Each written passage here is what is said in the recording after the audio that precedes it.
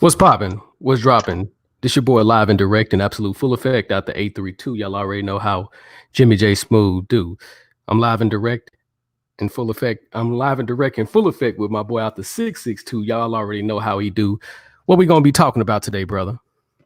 What's going on, y'all? Jimmy J Smooth Network fans, listeners, along with the Let's Draw on Some listeners. This is part two of yesterday's episode. I do want to apologize to the listeners on the Jimmy J Smooth Network because I had to cut it short yesterday because I had something that an emergency that needed my attention. So that was that, so that was rectified and stuff like that. But everything's all good on my end. But we're going to continue where I left off, where I was talking about the whipping boys and girls, and about the whipping boys and girls relationships and mistrust, and also a couple of fan questions I had gathered. Matter of fact, it's just two because it was so many. I gotta get two of the best ones, and whatever else what Jimmy J Smooth wanted to talk about. So we're going to continue where we left off. To fill everybody in, part one is uploaded on the Jimmy J Smooth Network page. But to fill all the new listeners in about with the whipping boy and girl, I did a video. Let's draw on something as I was heading to my lift spot, 3 in the morning, which Jimmy J Smooth said that was a classic video. It was a classic shot video, but it was the truth. I had overheard a young man was talking about him, and his girl always stayed bitching at him about bullshit, you know, uh, using him as a whipping boy because she get mad at the small at him about the small shit and stuff like that. But anyway, but what I was talking about yesterday, um, you all gonna have to start. And by the way, listen to part one. That way we can talk. That way you know what I'm talking about. But ladies and gentlemen, you all are going to stop using your boyfriend and girlfriend or your husband, your wife as whipping boys and girls to take your frustrations and shit out on. Uh, because that again, that's not right. That's not cool. Uh, Ladies, if you mad at a family member about something, don't take it out on your man because y'all have a fucking penchant for running a good man away to make room for the fucked up nigga. Mm-hmm. And now I dwelled on that, and Jim McWright he made a good little comment by saying that in the end of the day, the woman is gonna have a say of who she want to be with and who she doesn't want to be with.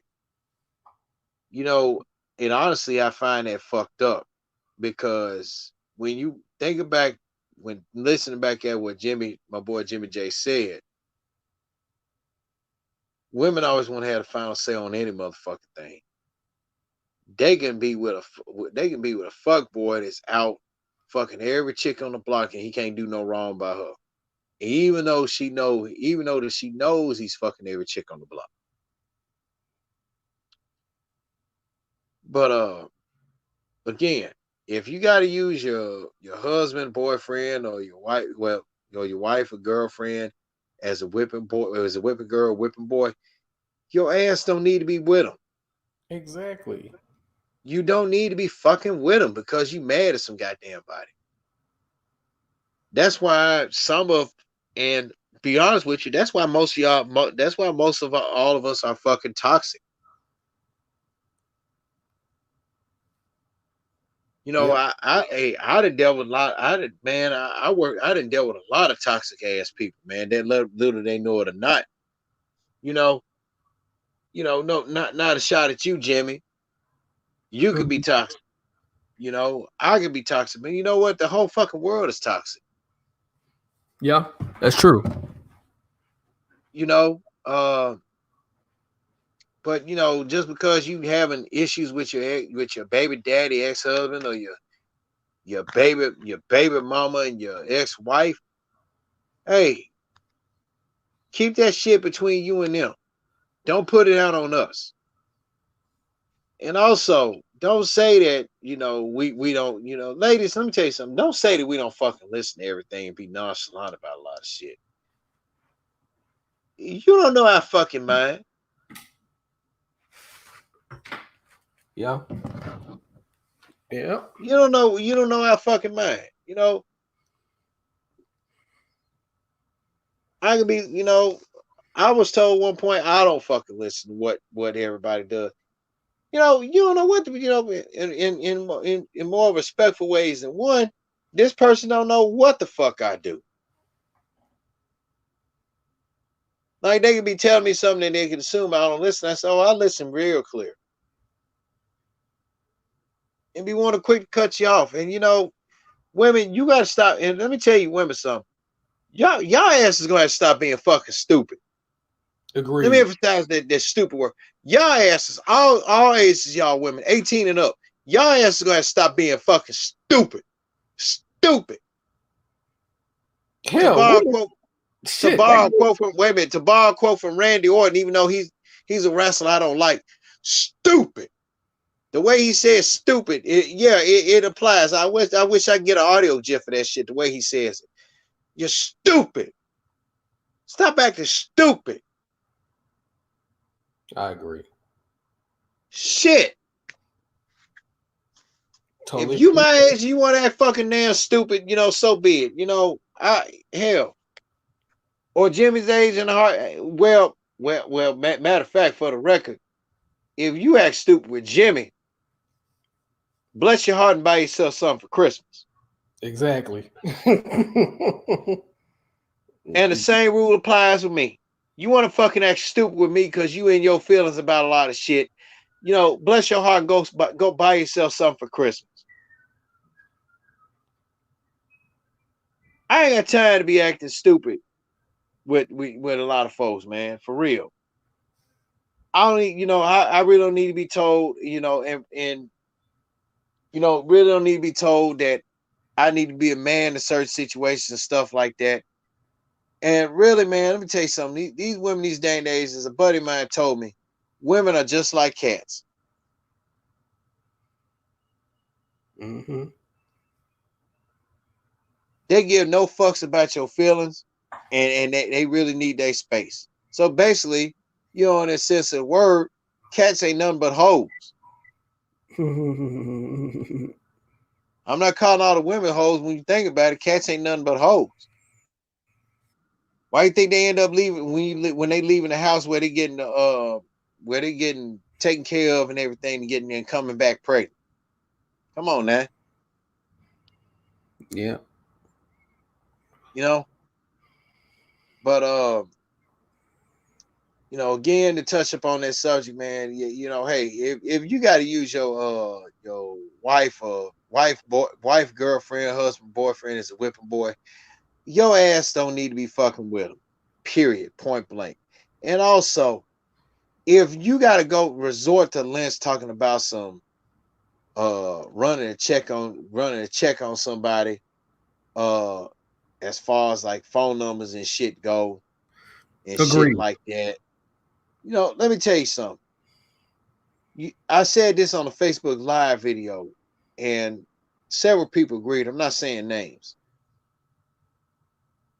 If you got to come up with some talking about some, let me use you for example, Jimmy. Your girl, you call your girl, whatever. Okay, you got a girlfriend, right? And you call her, and all of a sudden talking about, hey Jimmy, which one of these is your phone number? Mm-hmm. Okay, like if you got like your 832 number, and then you got a 901. Jimmy, which one is these your number? 832 or 901?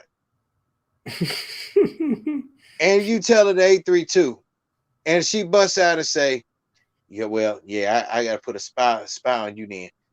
Let me tell y'all stupid ass something. If you women and men do some shit like that with y'all boyfriend or girlfriend or boyfriend, you just snitched on yourself. Mm-hmm. About what you doing. You ain't fooling no damn body. Yeah, extra insecure ass. Yes, that's definitely a sign of that person have been cheating or trying to do some cheating.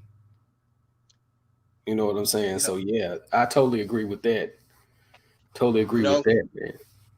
But I tell any look. I'm pretty sure I don't know how Jimmy feels on this stance about that, but I tell any woman that I'm dating or I'm with, you plan on fucking off with me because you want to get at the top, because you want to stay at the top of your food chain, or you want to stay in your lane as far as what you want, who you want to be with, or whatever.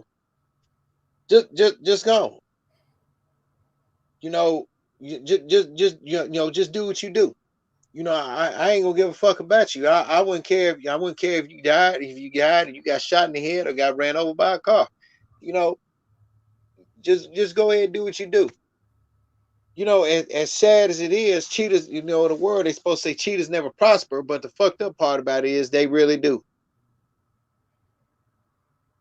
Mm-hmm. So if ladies and gentlemen, if you got to resort to that fucking tactic, but as far as with your boyfriend or girlfriend, though, talking about some putting a spy thing on their phone and shit like that, guess what? You just snitched on your own motherfucking self. You shouldn't even be with that person is if you got to do all that. Shout out to my boy Marcus Johnson up in the chat room, man. Much respect, man. The number one fan up on both shows and everything. So definitely What's going on, salute. Marcus? Definitely salute to you, fam. So much respect. But yeah, if you got to do all that, check up on your boyfriend and or even your potential mate. You ain't got to be with nobody. Hell, you can just be talking to somebody and they'll be checking up on you and all insecure. That shouldn't even be going down like that. You know what I'm saying? Like give people their space. You know what I'm saying? Because I hear stories from homeboys talking about their girlfriends be unlocking, be going through people's passcodes and shit like that, and I'm like, oh, that other shit, bitch, get out of here with that. I mean, if you dealing And with that's something. Go. if you Oh, I dealing mean, cut you off. if you dealing with somebody that who is cheating on you, or you suspect they cheating on you, or you don't want them cheating on you. I mean, if you got to do all that, y'all don't need to be together anyway. So it is what it is when it comes to that. So continue, please. Yeah, and like what Jimmy J. Smooth said, if you got to resort to all that shit, especially women, ladies, if you got to resort to that shit, you deserve not to be with no damn body. Because 10 for 10, yeah, they say women are more mature than men, but here's a spin of things. Women may be more mature than men, but women and men are 50-50 with insecurity. Yeah. I'm not insecure, dude. But I know when I'm gonna be fucked around, and when you're trying to stay a step ahead of me to fuck me around. I'm not stupid. Mm-hmm. Hey, like I'm gonna, Jimmy, I've told you, probably, woman I'm with, she likes simple shit. She ain't all about that materialistic stuff, but there was some things that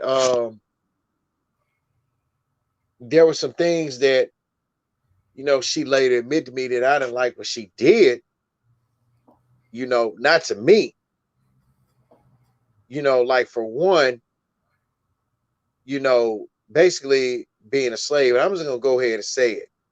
And this is not a knock to her, but if you let a job tell you who you can stick your dick in and open your legs for, you ain't nothing but a fucking slave. Agreed. Totally agree with that. Let me repeat that one more fucking. I never repeat myself, but I'm gonna do it just for you, just for everybody to get my point across. And I am gonna post this on Facebook.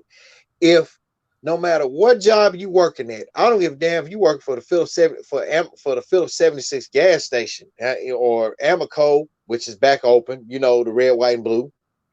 Yeah. If I don't give a damn what position you in at your job, if you let a fucking job tell you who you can stick your dick in, open your legs for, you ain't nothing but a fucking damn slave. and I don't like slaves. Exactly. I totally agree with that. You ain't one more time. You are a fucking slave, and you will forever be known as a slave. Because let me go back in time. Most of this country was built on our ass as slaves. Mm-hmm. So if you got to resort to the fact, just say like, okay,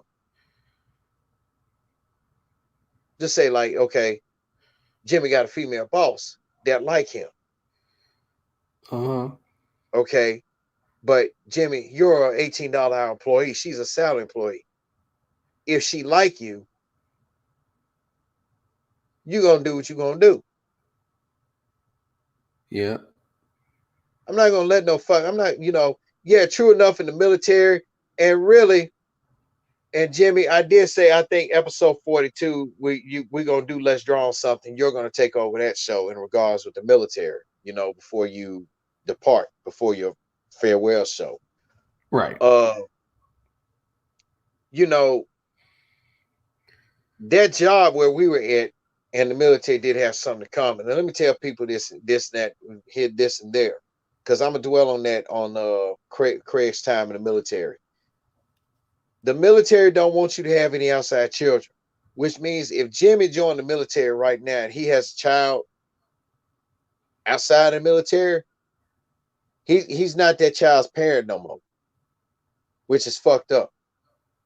They want you to have children while you're serving in the military, which is even more fucked up.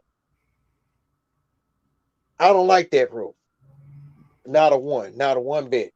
By the way, shout out to my one of my former drill sergeants from Fort Sill, Lonnie Gaskins, Pittsburgh's own. He married him. He got him a Memphis woman. And I'm pretty sure, and I want to know her opinion about this James Wiseman situation. So shout out to Lonnie G, the youngest looking 50-some-year-old ever retired drill sergeant, drill sergeant and first sergeant ever. Yeah, Pittsburgh dude married a Memphis woman. Wonder how that came about. I'm pretty sure that's interesting. Mm-hmm. But that, and Lonnie, that's not a knock on you, dude. That's a good thing. But the military, they don't want you to they want you to date within the equal rank. If you like leadership, they want you to fuck leadership. They want you to have sexual leadership, make babies of leadership. They want you to stay within your rank of who you date and don't date. I feel as this here. And I'm saying this for the final fucking time. If you gotta let a fucking job tell you who you can stick your dick in or who you can open your legs for, you ain't nothing but a fucking slave to me. And you'll be surprised how often that happens. I know. You better be surprised how often that happens, man. So, but that's I know. Yeah, that's a whole nother topic. That's a whole nother topic in itself. Because L.A. Reid had alluded to that at those record labels, how most record labels get women to seduce certain men to have them give away their masters and their publishing rights and all that other shit. So, man, you'll be surprised. Well, L.A. Reid he's the rightful one to talk because he married within the music business. He married Pebbles' fine ass. Yeah, but he married, he basically, him and Babyface pretty much made Pebbles' career, because her career wasn't relevant outside of L.A. Reid and Babyface, because they wrote some of her biggest hits outside of Mercedes Boy, which she wrote, and so did Charlie Wilson before he went on a drug binge and stuff like that. So, well, he pretty much made her entire career. So I can understand from a business perspective. And then she helped him along with Dick Griffey run, help run LaFace record as well before, that TLC situation. Right. Transpired and stuff like that. So, but he did mention something of that effect when he was a artist. This is way before he was this was way before he started LaFace Records. When he was working as a songwriter slash musician with the deal and stuff like that, you know, Dick Griffey was infamous of bringing bitches to the, you know, bringing females to the damn record label so you can sign off all your damn rights and stuff like this. You know, what was that? What was that record label? I can't think of it. Solar Records. I'm sorry, Solar Records and shit like that. Solar Records. Yep. Yeah, so they, you know, he alluded to that, I think, on the Breakfast Club on one of those interviews and stuff like that. So yeah, that's very common in the record industry. But you know, but yeah, continue to the subject at hand because I'll go on a whole tangent. Well, you can after this because, but again, you know, Jimmy, you and I worked at that place for years, right? Mm-hmm. I'm never gonna let no job tell me who I can fuck. Mm-hmm. Just gonna be real. Mm-hmm. I'm not gonna let no job control my life. I don't give a fuck what position you in. It's not just where we was at any. I don't give a fuck where y'all at. If you like it, I like it. Keep it discreet. That's me. But I'm not gonna let no motherfucker. Man, fuck company rules. I'm not gonna let no motherfucker tell me, oh well, or you, Jimmy, like, oh, Jimmy, you're a supervisor. You can't be messing around with no hourly employee like that. Or Craig, you're a rampage, or you're a rampage team leader. You can't mess around with a lowly employee like that. Fuck you.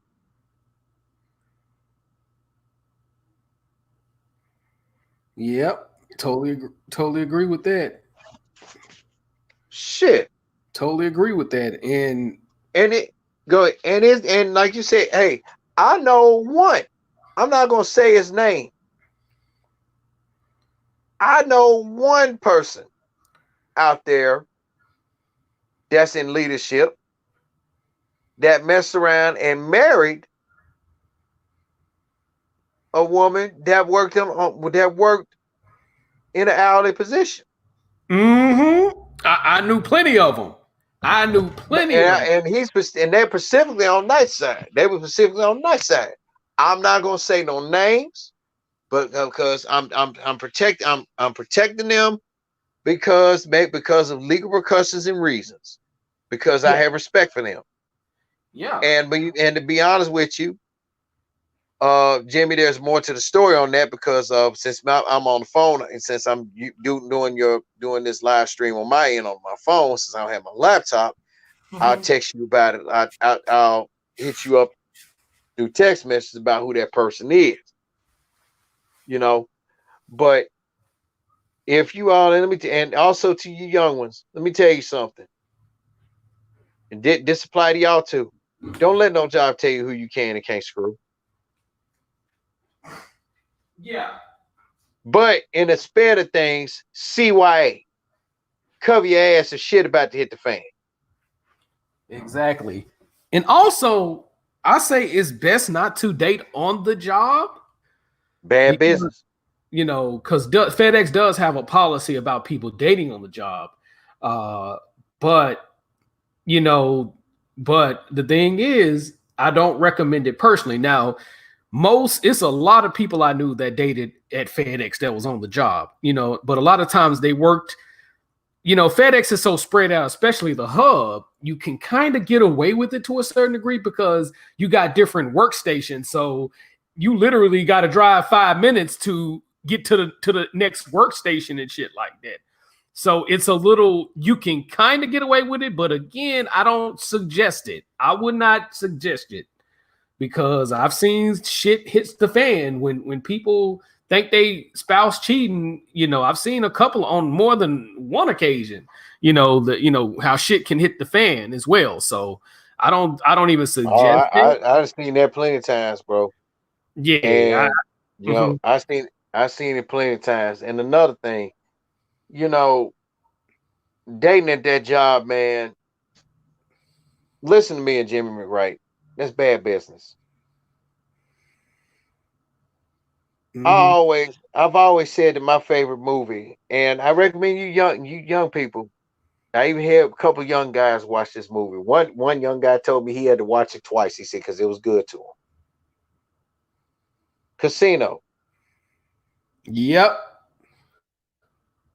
No, the part when Frank, the God rest his soul, the late Frank Vincent, and damn, what's the dude, the mob boss that Remo.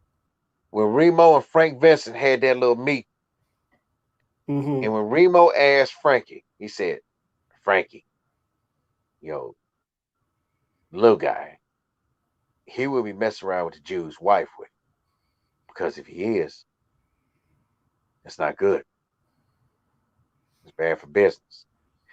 Key words right there. The Remo Gashi approach is this.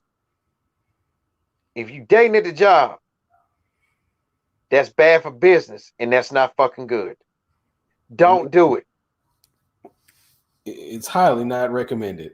And highly not recommended. Don't do it. That is bad for business. I've seen a lot of people get hurt, man. Hey, you know, like Jimmy said, he shared a story. Hey, I've seen a lot of people get fucking hurt out there. I've seen marriages get broken up out there because of this shit. You know, I'll be honest with you, FedEx Memphis World Hub is the biggest fucking whole house there ever is in Memphis. First to Nike. You know, the Nike over there on Tuggle. But you know, don't recommend it.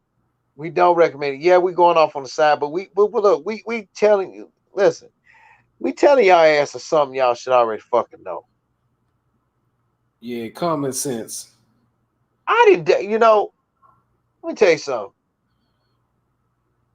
When I worked out there, Jimmy, there were several people I dated out there, but you know, they weren't within the area. But then other times I dated other women that worked outside of FedEx. And here's another thing. Let me school y'all in on something, fellas.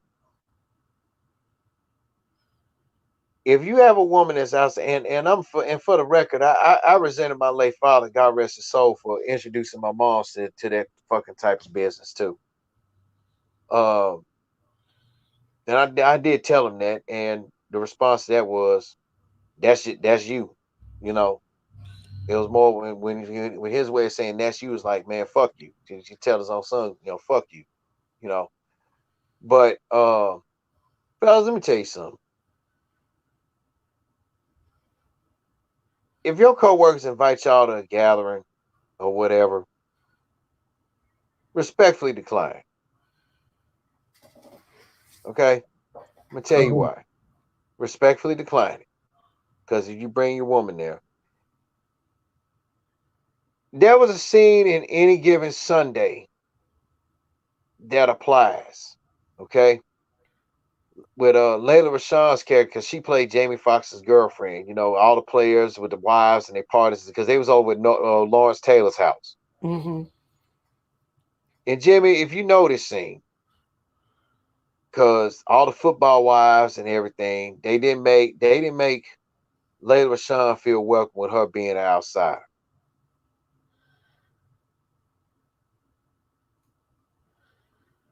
Okay, so that's a movie plug for y'all to check out Any Given Sunday. But yeah, I mean they made all of the players wise, especially Dennis Quaid's characters, his wife went out the way to make Layla Rashawn feel so fucking uncomfortable. It was just shame. And that scene right there kind of reminds me. And then like a lot of people talking about some, you know, say, well, Craig, you never bring you'll never bring you say you got a girlfriend, you'll never bring her. Here's why.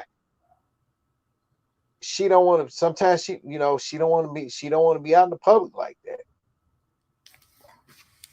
And first of all, that's none of their goddamn business too. That's another That too. That's another fucking thing. It's none of their motherfucking business. Because I don't want to. Go ahead, Jim. If you don't want to bring your chick around, I hate extra emotional ass people.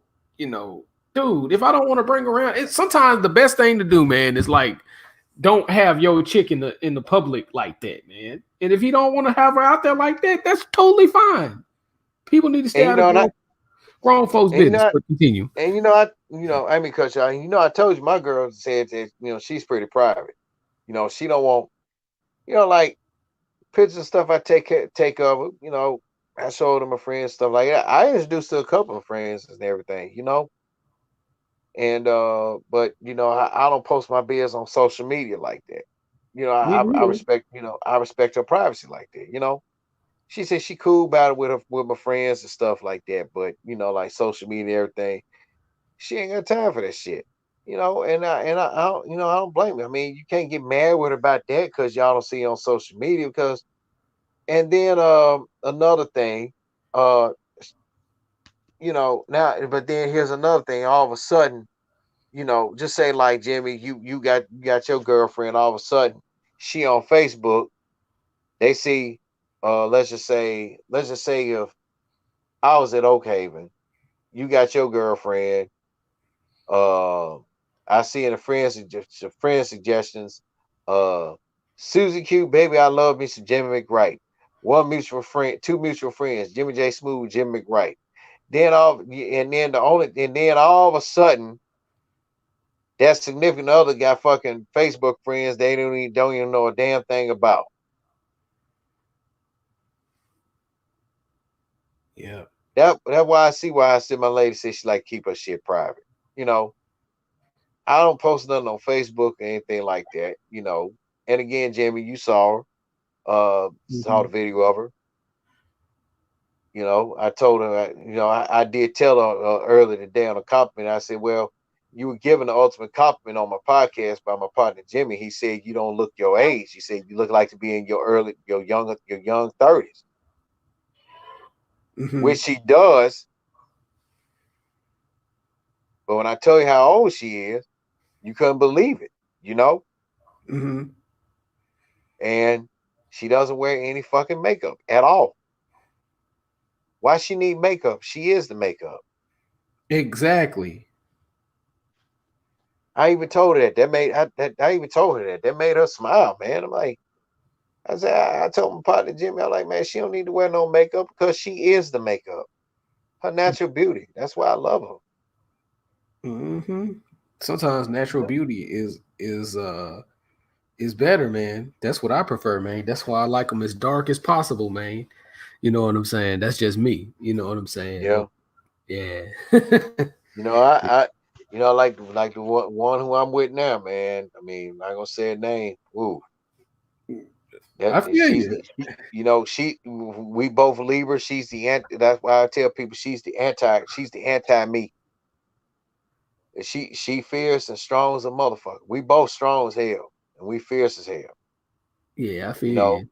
but you know, sometimes my ideals and everything, our philosophies clash. But we make it work. We make it work. She said I piss off about a lot of things, but um, you know, that what couples don't. You Mm-hmm. know, I piss off on a lot of things. She pissed me off on a lot of things too. But I don't act. She gonna kill me for this if she's listening. Mm. Well, if she gonna kill you, don't even mention it, dog. I Don't ain't even. talking about kill, but we both tip and tat about as far as like what I just said. But Mm-hmm. like I said, she make me mad on a lot of things. To a point where I don't act. I'm gonna let her know about it and keep moving. I'm not gonna act all. I'm not gonna act. I'm not gonna be trying to get an Academy Award for something. Okay, let's just put it better that way. But you know, yeah. I mean, like I said, she's fierce. I mean, shit. Jamie. That's why I say if you have a chance to meet in person, when you see in person, you be like, God damn. know, Mm-hmm. she's a badass. She is a Mm-hmm. badass, man. I mean, And some of the stuff she told me what she went through, man, stuff she was going through, what she had went through, and stuff like that. You know, I'm put like this, man. And I ran into her at my job where I'm at now. I was getting off, and I was coming in, and she was getting off, and we hit it off. And we really only knew each other from FedEx for a long minute, so we hit it off, man. And you know, sometimes again, she a Libra. She ain't all about that materialistic ass shit and all the other stuff like that. But you know,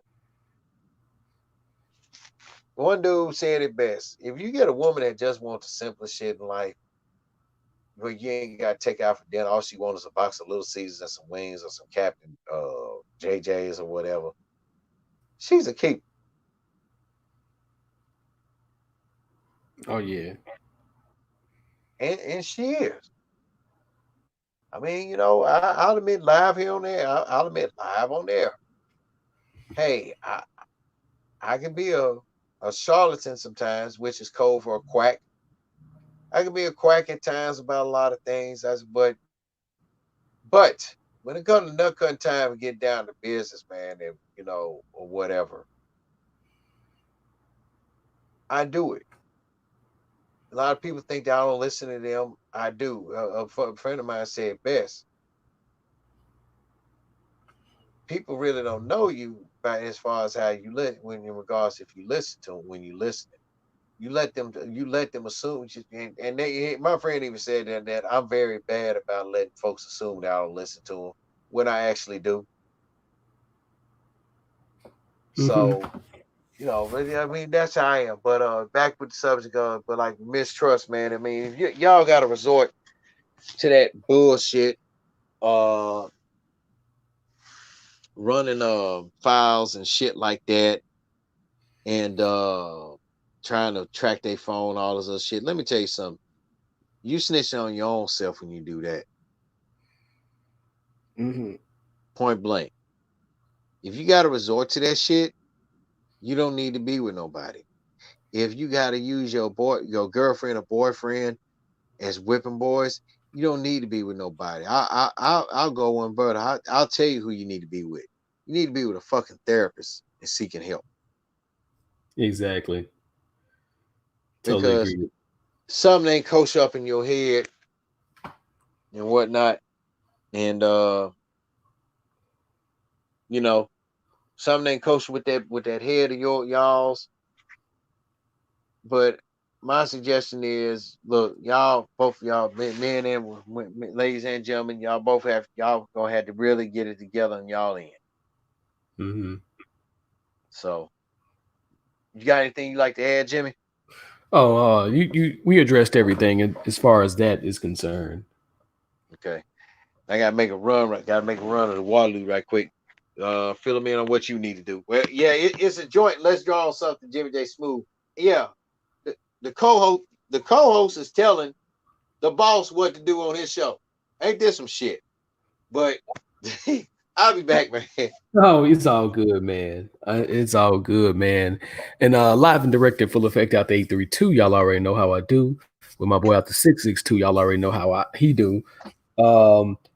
Quick update. The East Tennessee Buccaneers had won the Southern Conference championship versus Wofford 72-58. So they've punched their ticket into the NCAA tournament.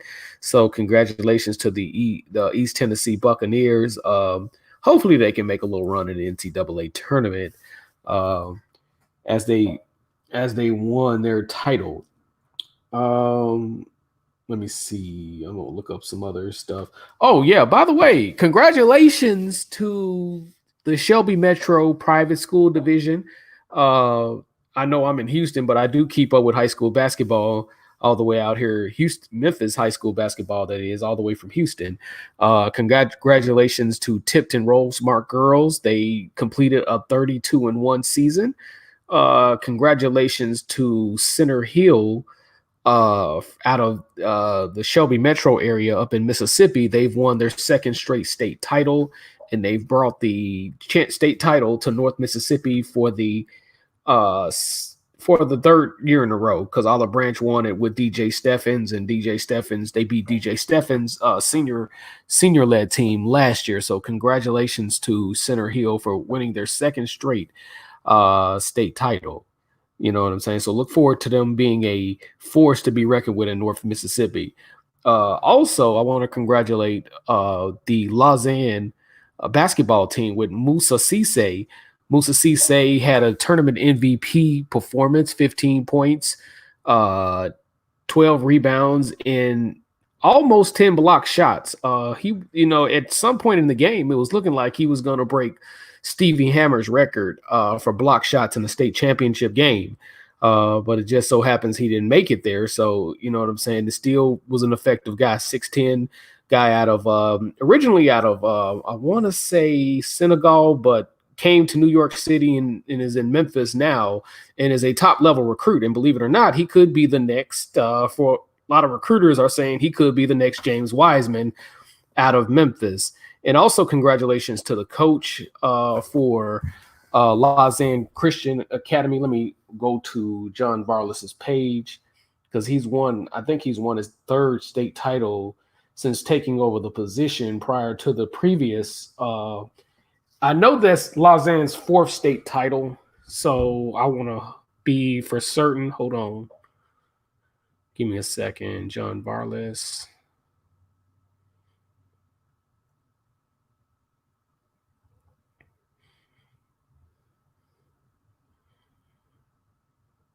Okay.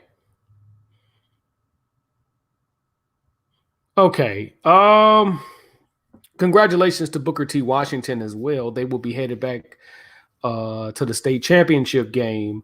And I also want to congratulate Houston High's boys basketball team, as well as the Whitehaven basketball team in Class 3A. I want to congratulate Coach Lawson for returning to the Class AA state championship game. Definitely want to congratulate Coach Horton.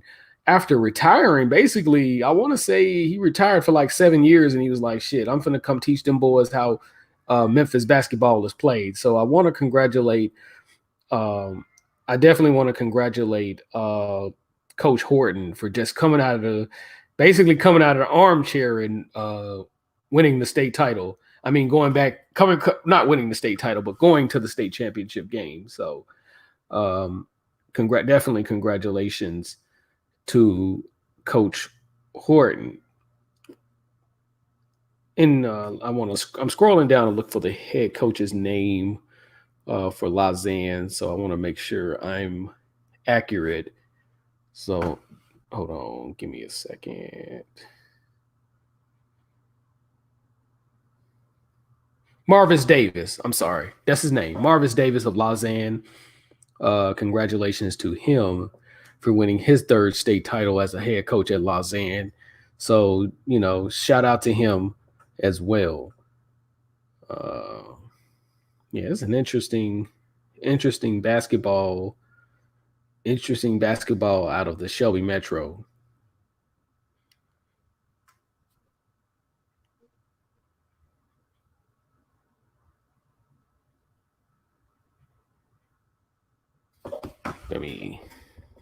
Sorry about the delay.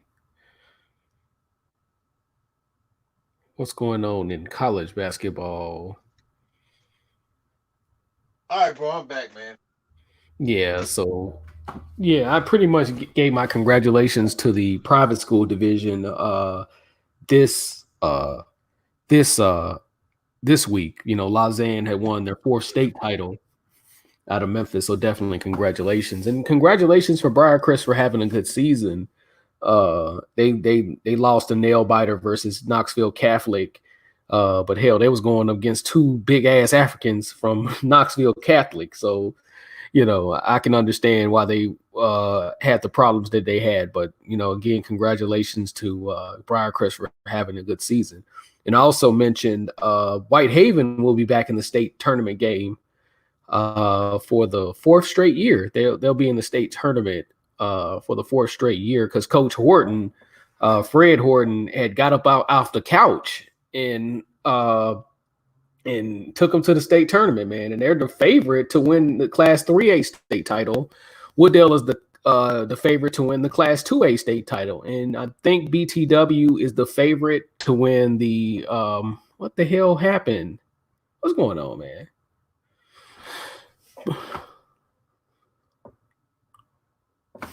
Okay, I'm like, what the hell happened, man? Yeah, I'm back, Hello? man. Yeah, I'm here.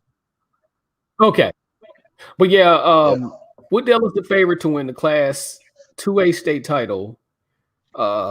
Booker T. Washington is the favorite to win the single A state title, even though Memphis Arts and Academy School, they may give them some problems if they run into it. But the good thing is with how the rules is set up in the state tournament, they're not going to meet Memphis Arts and Academy. If they end up winning, if both teams end up going all the way to the state title, they won't meet each other until the championship game. So they don't allow the way the rules set up. And I think it's right because you get more fans coming to those games, and with Memphis, they need to bring the state championship game to Memphis. I mean, it's too many.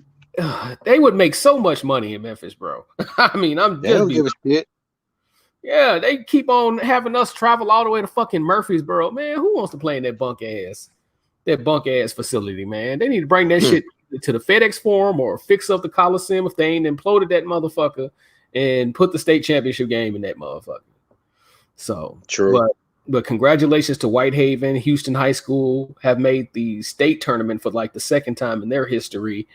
And Wooddale, Coach Lawson is doing a damn thing, man. He got his youngest son doing a damn thing. So, he's doing a hell of a job at Wooddale. Took Wooddale to their first ever state tournament last year and won it.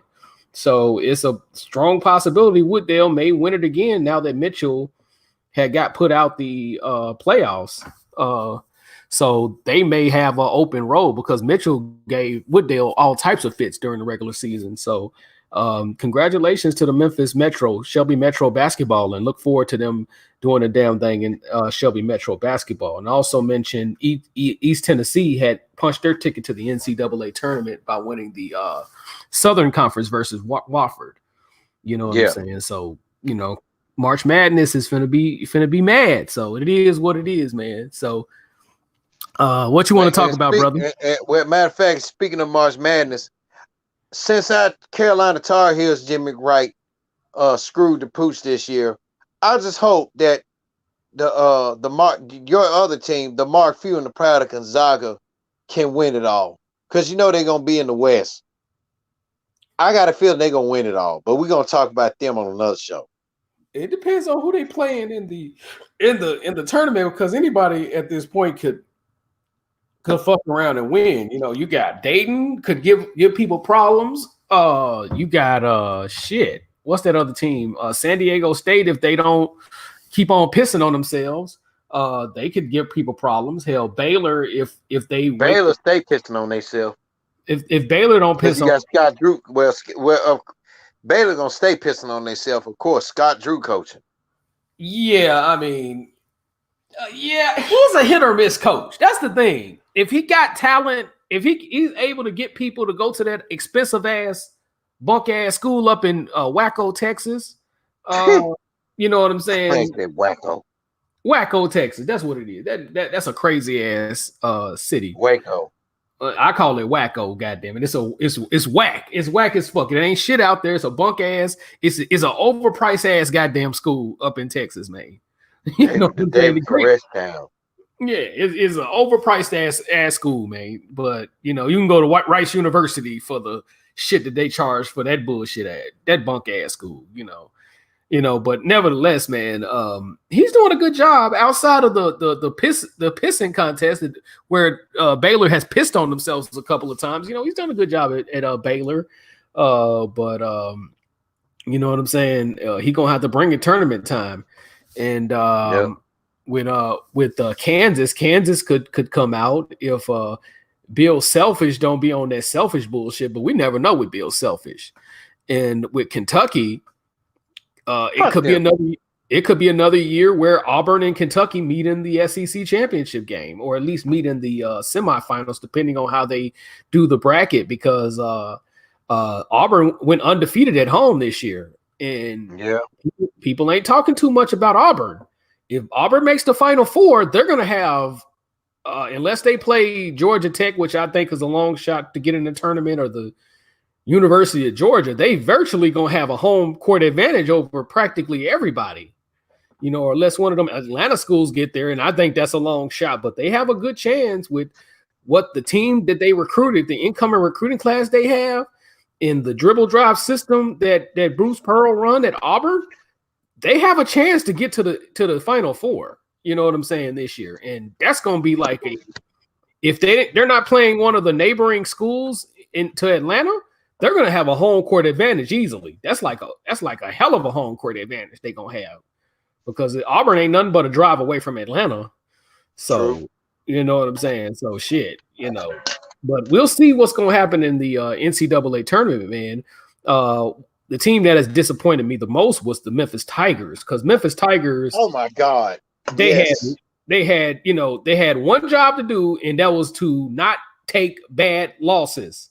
And they taken multiple bad losses during the season. They were, to Penny's defense, nobody wanted to play the University of Memphis. So I get it. Had he had, because during the non-conference seasons, he had to play against a bunch of putty patrollers. So had he had a decent non-conference schedule, because if you lose to hold up. Well, he did. I think it was just only one good non-conference loss he did have, and that was against Oregon. Oregon is a good loss. I understand that, but but losing to somebody like South Florida and Tulsa. Yeah, your ass is going to the NIT. You bomb, unless they pull off 4 straight games, which has never happened. As them winning the conference, they usually have a bye week of some sort or playing in the second day. Unless they pull out the unthinkable, they're going to have to win the entire tournament to go all the way. Now, they've gotten close on a number of different occasions because, remember the 1994 Memphis team who had the worst record in Tiger history. Well, at least tied, because Tick Price, matched that record 1 year. But, 1 year where Memphis had one of the worst seasons in history, had the worst season in history. They damn near won the the Great Miss West Conference until they ran into Cincinnati again. Yep. You know what I'm saying? So, and then, of course, under Josh Pastner, they damn near won the AAC until they ran into UConn. So, yep. We've had bad losses this year, but to Penny's defense, nobody wanted to play them in the non-conference schedule as well. Oregon played them. Tennessee, mustered up the balls to play them, but they didn't do good in the SEC. So the thing is, you can't have bad conference losses. And I said this, I told all of y'all this on the sports chat group. I told them they're going to have to basically go fucking undefeated in the AAC. Because if they don't go undefeated in the AAC, the NCAA already want to punish Memphis. They ain't even gonna be in the tournament. And the good thing is they got a second straight 20-win season, really 4th straight 20-win season. So congratulations to Penny on that. But you got to do your job. You know what I'm saying? If people are not going to want to play the University of Memphis, the least thing you can do is not lose to putty patroller ass teams in the AAC conference. You know what I'm saying? Penny got a lot to learn. For him to be an inexperienced college coach, he's doing a good job. But I want him to do a great job with the recruiting class that he has, because he ain't got no excuse. Even with the loss of James Wiseman, which is a whole bunch of NCAA politics with that. So I'm not going to put the point. And especially some politics in Kentucky. Yeah, and people are not addressing that, and then that fluky fool.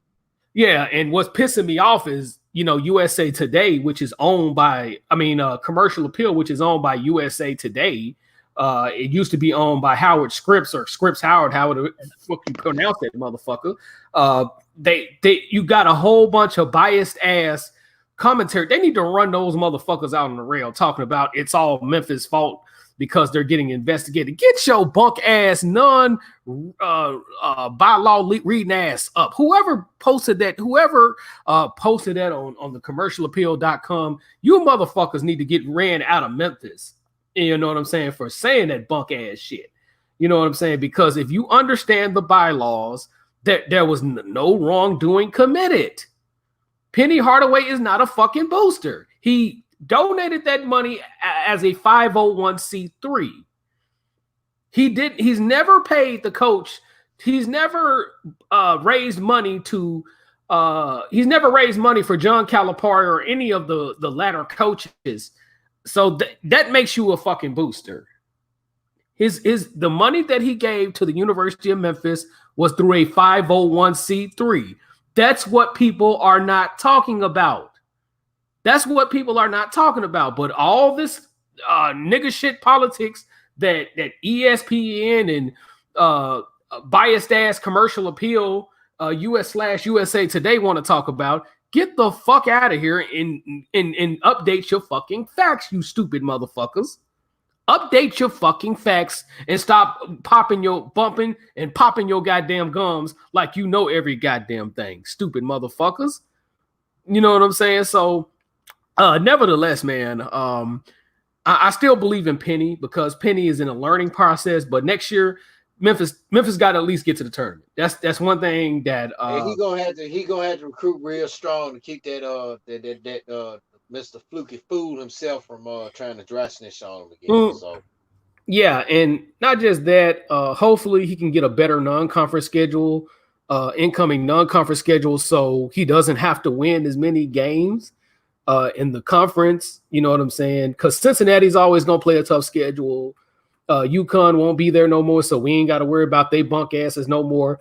University. I would like for Penny to schedule North Carolina and Duke, because if North Carolina comes to the Forum, I will go. If Duke comes to the Forum, I will go. And I'm saying we know Memphis and Duke played for the second time since it was back in 2004, because it was an NIT final. Memphis lost to them by 1. Yeah. I just want to go to the game. So I can see Coach K. Yeah. And I'll shake his hand. I ain't going to come up and tell this man, look, I don't like your teams, but I like you. I was going to say, if I meet Coach K, I say, hey, man, appreciate you doing what you do here in the game. You the last of the old school coaches. Yeah, and this man almost pushing 80 years old, don't even fucking look it. Yeah, and the thing about trying to play North Carolina is North Carolina always get filled up with teams who wants to play them. So, you know, unless you play in one of the big non-conference tournaments, preseason tournaments, you're not going to you're pretty much is going to miss out on playing those guys for the most part. You got to, you know, if they jump in the NIT tournament, and that I think that's a chance that they may play them, and they got to win those games in the NIT tournament and stuff like that. So they gotta get in some of those better big name preseason tournaments, you know, because I know you can only play in them like every 4 years anyway.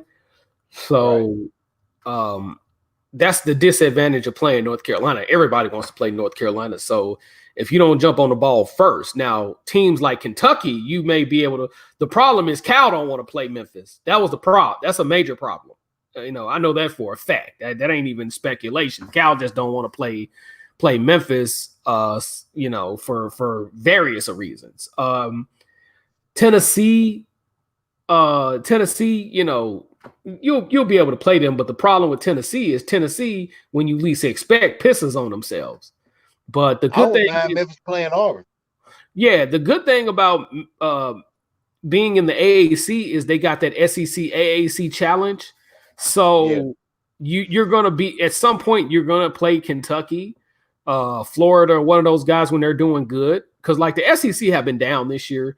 So at best you may have 4 maybe 5 at best, probably come out of the SEC, because SEC was just a down year. Whereas last year, with everybody recruiting the way they did the previous year before and recruiting over time, that's what made the SEC more relevant than what it was. And, and that's one of the reasons why Kentucky, load up on the schedule during the non-conference schedule is they, a lot of times the SEC might not have no more than 3 or 4 teams, 5 at tops, maybe 6 from time to time come out of the SEC during the NCAA tournament. Whereas last year you had like 6 or 7 teams come out the NCAA tournament, and you had like 4 or 5 teams made the Sweet 16, and you had a few made the Elite 8. So no, 2 made the Elite 8. I'm sorry, but you know what I'm saying. Nevertheless,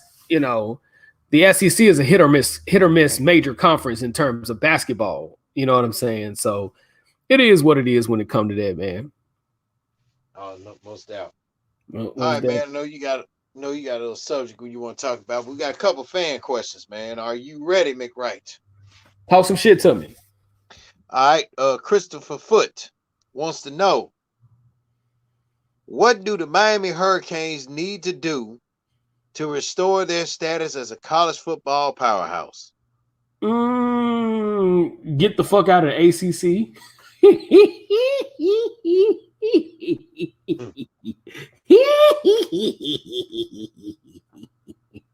But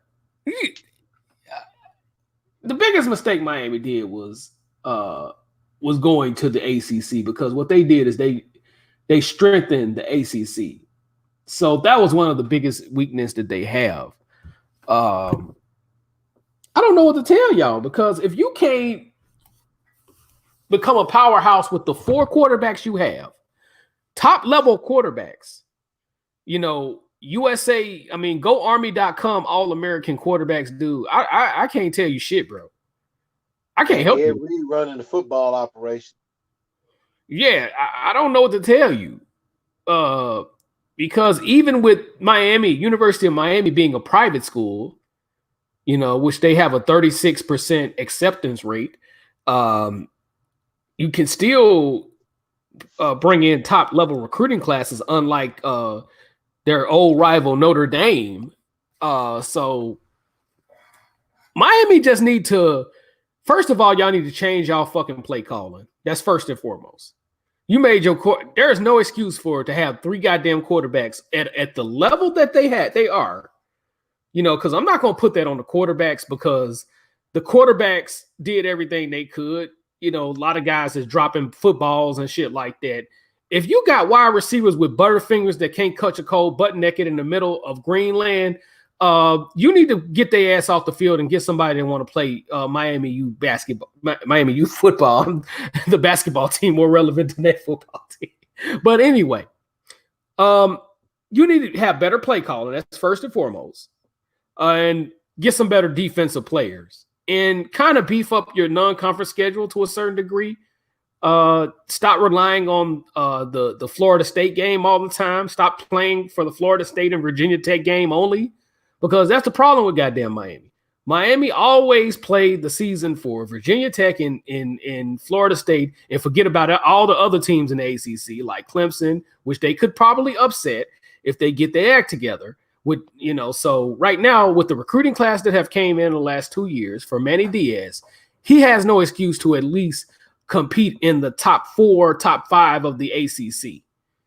So with the quarterbacks y'all have, the high quality level of the quarterbacks y'all have, it is no excuse for y'all to be that big of a bunk ass team like that. So my answer is, number 1, keep recruiting. Number 2, focus on getting in the top 5 of the ACC. And number 3, quit firing your goddamn coaches because they can't lead up to y'all unrealistic ass, bunk ass expectations. Well, let me back you up on that. Well, the offensive coordinator, he deserved to get his ass fired after all the shit I heard about him. Shout out to Jacquez Green. But I wasn't even he had to throw some shade at that dude too. But continue. I wasn't speaking on the offensive coordinator for the record. I was speaking on head coaches. I'm not speaking on the offensive coordinator. We're in 1,000% agreement that bunk ass offensive coordinator need to be fired. We're not even in disagreement on that. I'm saying stop firing the damn coaches because they're not winning a national championship in the 4th or 5th year like y'all always expecting all the goddamn time because you're the University of Miami. You know what I'm saying? That's what I'm saying in so many words when it comes to that. Because goddamn it, you are fucking private schools. How do you expect somebody to come in and just turn your team around over? You know, if they're not making at least a 3.0 coming in, you know, and at least a 20 on the ACT, because they're not as strict as Notre Dame and Stanford and those schools like that. You know what I'm saying? But you at least got to make at least a 3.0 coming in. You know what I'm saying? And if you on the borderline of that list, you got to sit out for like a year. So nevertheless, because y'all asses are private school, you got to give coaches a chance to win at that school as opposed to just firing them because of your unrealistic ass expectations, because you think you're in the Big East like you was in the 90s and the early 2000s until you made the Big East the Big Least. So nevertheless, you know, the fans got to quit being on that bunk ass shit. So that's my best answer for that.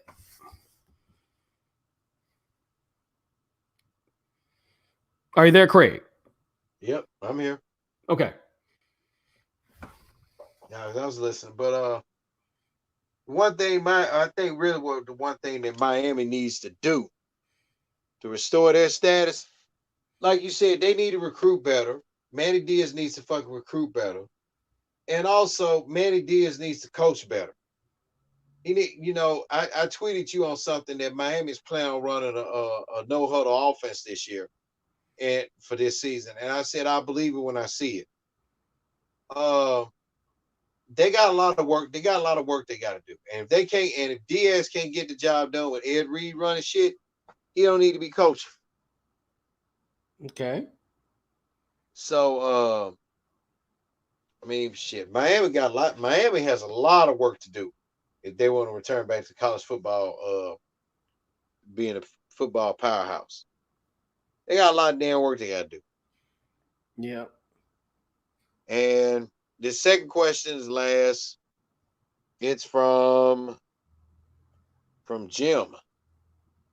He wants to know: is it time for the NFL teams to scale back their use of the shotgun formation? No.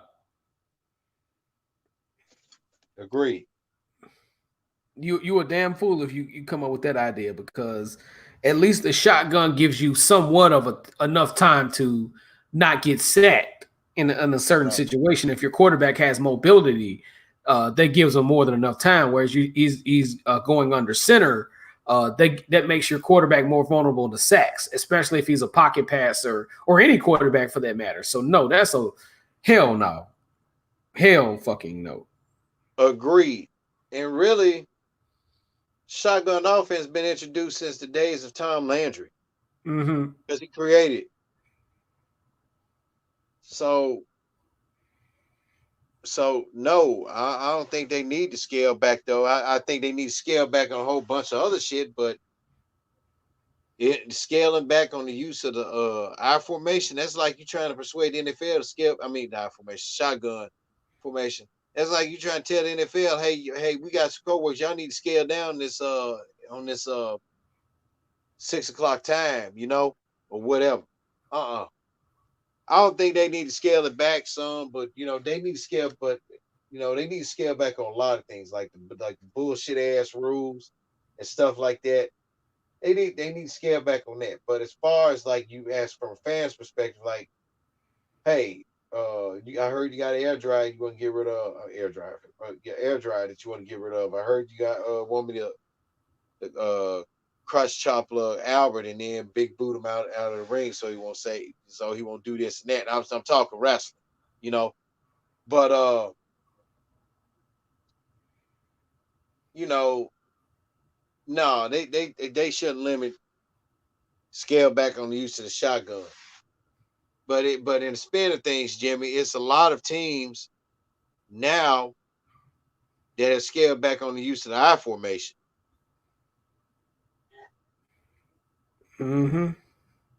So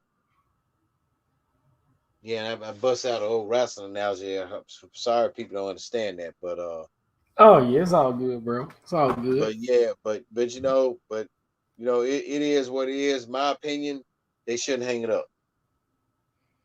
Exactly. Exactly. Yep. And that was all on the fan questions there, bro. Okay, that's cool. That's cool for sure, man. What did you think about LeBron playing against the Clippers yesterday? From what you saw. I didn't get a chance to see it, but next topic. Okay, for sure, for sure. Yeah. Well, Milwaukee is still number one. The number one overall seed in the NBA playoffs right now, and then Lakers is number two. Yep. So it's going to be interesting playoffs. Once Yeah. once it I once. think I still stick to my prediction saying that the Lakers ain't gonna make it. Well, I don't know. I don't know. I don't know if Avery Bradley can knock down some 3-point shots. And the rest of their team can knock down 3-point shots. They're gonna have a chance. If not, they're gonna lose easily. Uh, they're gonna Right. lose. They're gonna lose. If the Clippers don't get them, the Rockets on a good day can beat them. But the problem is the Rockets is too small. Yep. So really, I really don't see anybody beating them other than probably either the Clippers or the Milwaukee Bucks. At best, I think the Milwaukee Bucks is the only team that, realistically, because of their offensive system, could got a realistic shot. They lost the last game to them, but still, the Houston gotta be on fire to beat the Lakers, and that's a long shot. Oh hell Um, yeah. Denver, I don't know. I don't They're, know. I think they're a good team with what Charles Barkley said about them. They're a good team with bad habits. yeah. So and that's not going to work against the Lakers. That's That's the not gonna down. work against anybody. That's the downside to them because that's why goddamn BG Lillard and Steve Urkel McCullum had beat them last year, man. You know what I'm saying? Because of those bad habits. And then they let that white boy Collins get hot on their ass. That boy, that 7-footer they had, he was knocking down threes on they bunk ass. So yeah, man. I mean, yeah, man. They got too many bad habits. So Denver, I feel like Denver is like a year away from really like being competitive in the conference. So we'll see with that. Yeah. We'll see with that. You know what I'm saying? Oh Yeah. yeah. Now, what do you think about this new version of the XFL right now? What is your take on it? I like it. Me too. I love I it. like it. It's better than what Vince McMahon tried to put out the last time. I like it, man. It's more entertaining. It's more football friendly. Uh, I like the rules that's implemented. I don't know what all the rules is, and also I like the fact that you can listen in on what the coaches play callers do. What they call.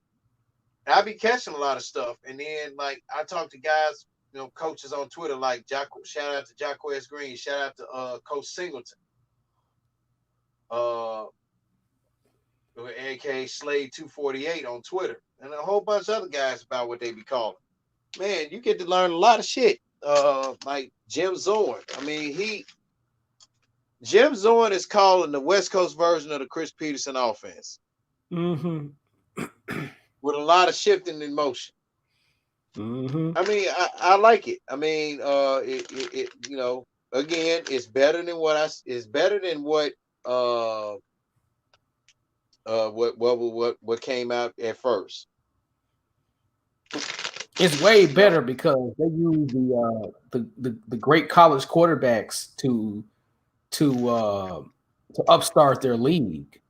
right? And But the but the only problem I got with it is this: Mhm. they asked the games are hard to fucking catch because I caught several of them on ABC, man, and I don't have cable, But then now most of the rest of them they be showing them all on Fox, which sometimes you don't know what they'll say they ain't gonna show them on one time, then turn around you look on Fox they showing it, and then on ESPN. So I mean, big props to Vince McMahon. He getting his money's worth because Fox airing the Fox station and Fox Sports One is airing the XFL, and then you got ESPN, ABC doing the XFL. So I mean, he getting his money's worth. I'm liking what I see. Mm-hmm. And again, it's better than that travesty as it was 19 years ago. Yeah, and I think they need to look into putting it on the CW like they did back in the day too. Uh, so I think they need to have it on as many networks as he can afford, financially afford it. But I think those are the networks he can financially afford to put it on. So that's not a bad idea. But I definitely like how they use the quarterbacks as something, as the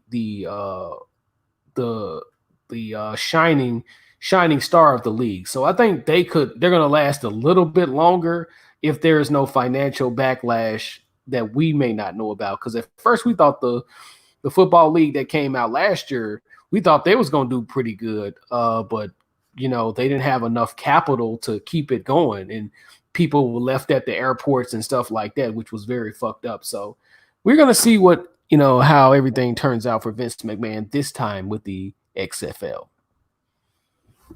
Yep, most definitely, most definitely.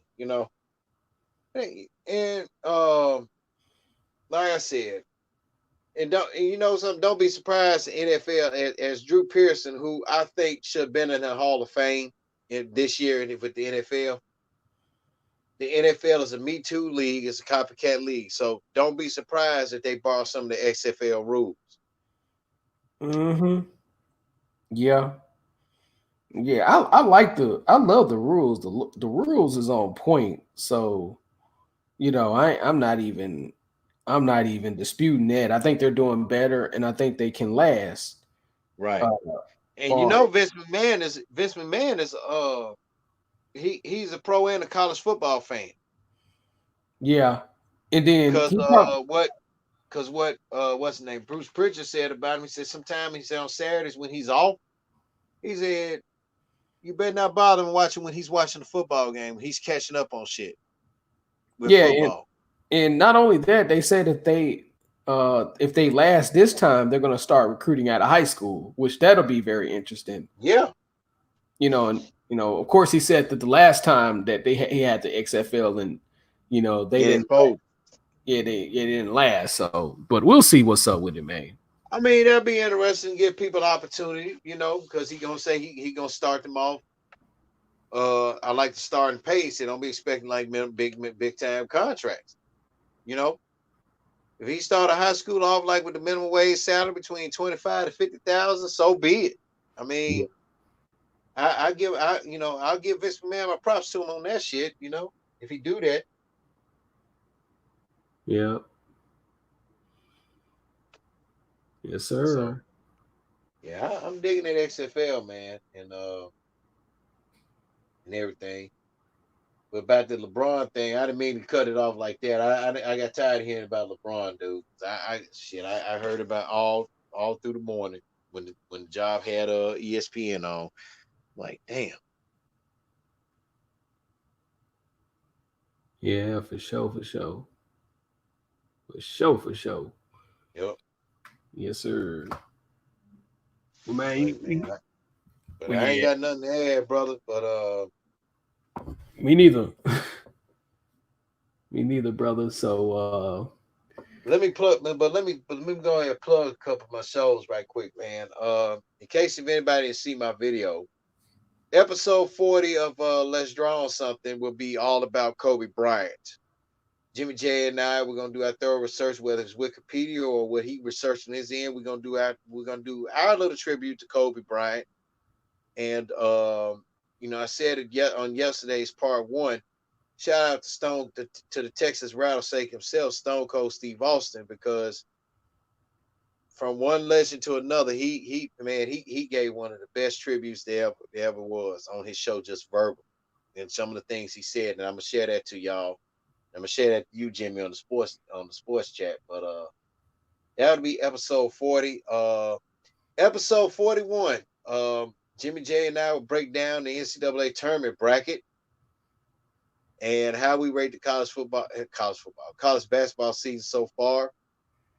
Episode 42 to be determined, but in a future show, Let's Draw on Something will give the final farewell to the Jimmy J Smooth Network, as Jimmy J is going to be embarking on a new journey that's going to be keeping him away from YouTube and Twitter for a while. So stay tuned for that. Yeah. Yes, sir. Yes, sir. So if you don't have anything else, man, this your boy live and direct in full effect out the 832 with my homeboy Craig Smith out the 662. And y'all already know how both of us do. Good night. And one last thing too. I wanted to address this too. I mentioned my boy Maurice Dickerson, who was an 3-time All Metro and a 2-time All State defensive end out of Oak Haven High School, and he recently got killed. And I know the details of it. The details were he got killed on Shelby Drive in Tullahoma, which is within walking distance of where I grew up at. And what ended up happening was he lost his life to a drunk driver, unfortunately. Guys, if you know your black ass or bunk ass or whoever the fuck you are, this goes for all races. It ain't just black people or any one group. It's everybody. You know what I'm saying? I know the statistics, you know, because I'm probably around the drunk driving capital of the United States of America. I'll double check and do my research, but if I'm not mistaken, Texas is either the drunk driving capital or probably like in no worse than the top 7. But nevertheless, you know, even though this happened in Memphis, Tennessee, on where my hometown is, right? Don't get behind drinking and driving. You know, don't get behind the wheel drinking and driving.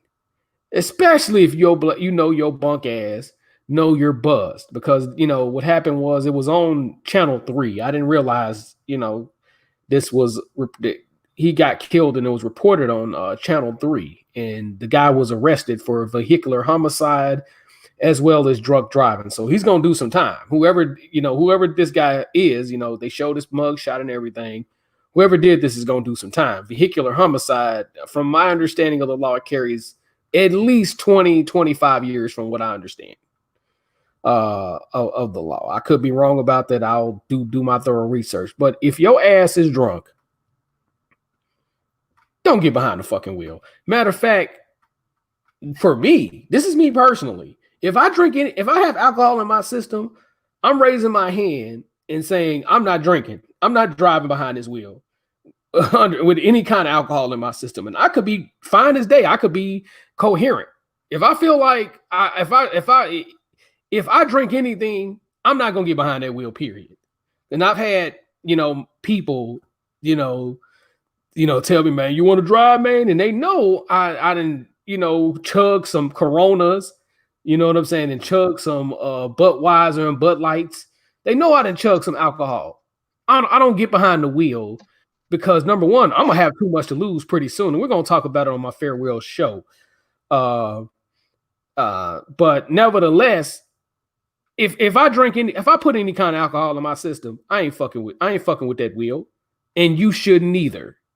So, guys, you know, rest in power to my boy Maurice Dickerson, and guys, stop drinking and driving behind that motherfucking wheel, man. And do you have anything you want to say before I leave?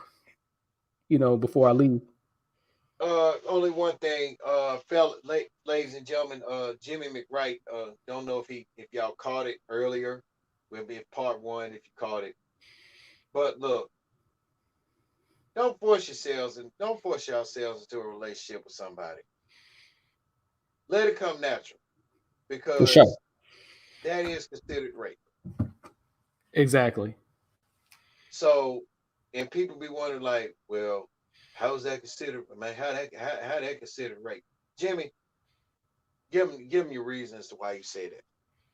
Because again, you cannot force a person to be in a relationship with you.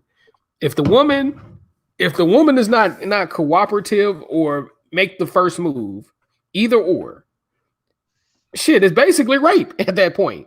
You know what I'm saying? So the woman has to have some type of cooperation. The woman has to choose the man. The man picks out the woman chooses the guy. And either she choosing or you losing. It's just that simple. So, nevertheless, guys, don't force yourself on nobody. If a person is not giving you if that person is not giving you signs of interest, or SOI, keep it pushing, because there's too many women, too many beautiful women in this world, too many women that a man could possibly want in this world for you to, then for you to, what I'm saying, be simping like that. So it is what it is when it comes to that, man. Yeah, definitely. And the same applies to you women too. If the man don't make the first move, don't force yourself on. Yeah, for sure. Because see, when you forcing yourself on that man, you look for somebody. Mine came natural. That's all I gotta say. For sure, for sure. Because I've been knowing her for 17 years. For sure. So I mean, but it is what it is. And also, I must add on another note before we leave out. If you working a job, take me and Jimmy's advice. If you're gonna date somebody at the job, keep it on the low. If you're gonna be in a position of leadership, don't let no job tell you who you can stick your dick in, who you can open your legs for. All right. It's your life. They don't control. They can't tell you who you need to date and where you need to take them out to. That's your business. Because I for one, I don't want no slaves around me. For sure. And I'll say it again. Slaves have been basically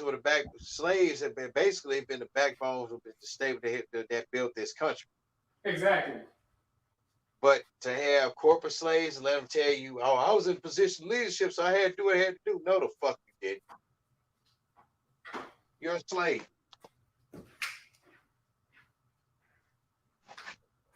You're a goddamn slave, and you need to break out that slave fucking mentality. But let's be real here, and let's also be real here. Maybe the reason why some of y'all want to date within y'all rank of leadership is because of bread stability. Mm-hmm. Some of y'all, let me tell you something. Some leaders are not stable themselves. They're not stable leaders at all. Period. Right. Now, ones like myself and Jimmy, who, we may be at the mid tier, the bottom of the totem pole, but yeah, we can lead. We can be leaders of a fucking household. You don't know what we can bring. You don't know what guys like myself and Jimmy can bring to the table, or let's just defend the ladies here. Fellas, you don't know what that woman gonna bring to the table, and vice versa. So stop being a fucking slave. Stop being a prepared program slave to your job by letting them tell you who you can screw.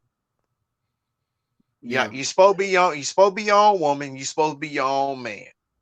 A lot of women say, well, I'm my own woman. Well, I'm a woman's woman. Well, if you're a woman's woman, then whose woman are you? Or I'm a man's man. If you're a man's man, then whose man are you?